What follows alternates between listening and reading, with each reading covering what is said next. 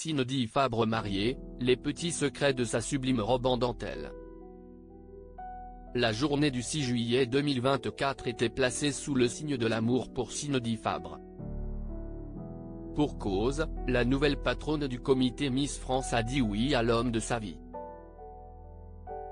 Sylvain Camot. Pour cette occasion unique, elle avait choisi de faire confiance à l'atelier Emilia pour confectionner la robe de ses rêves. Et elle n'a sans doute pas été déçue, tant elle était sublime. Il s'agissait d'une robe de mariée modulable tout en tulle et dentelle, qu'elle a pu garder de l'église à la soirée dansante. En effet, à l'église Notre-Dame de Dijon, Cindy Fabre portait la version la plus habillée de sa robe de mariée. Selon nos confrères de Paris Match, il s'agissait d'un modèle dos nu avec un décolleté en dentelle fleurie à manches longues.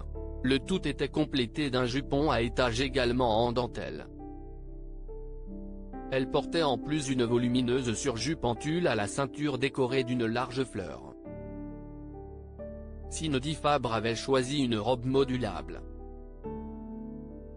Le soir, pour être bien à l'aise et danser jusqu'au bout de la nuit. L'ancienne Miss France avait la possibilité de retirer sa surjupe pour avoir une robe plus légère qui allait parfaitement à sa morphologie avec une coupe sirène. De nombreuses autres Miss France étaient présentes pour assister à cette union.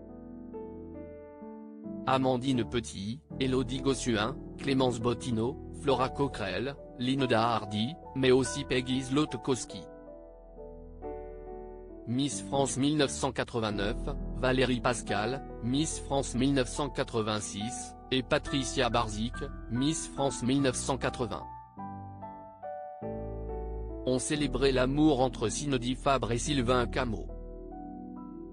Elles avaient toutes respecté le dress code du mariage, à savoir noir et blanc.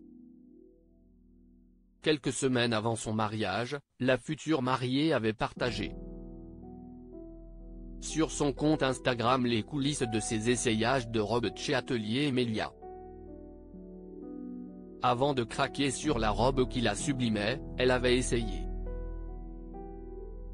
de nombreux styles, du court, du long, de l'épuré, du sophistiqué. Pour rappel, Cindy Fabre a épousé son compagnon un peu plus de 6 mois après qu'il lui ait demandé de l'épouser. C'était le jour de Noël. Ils forment tous les deux une jolie famille recomposée. Alors qu'ils ont tous les deux un enfant né d'une précédente relation.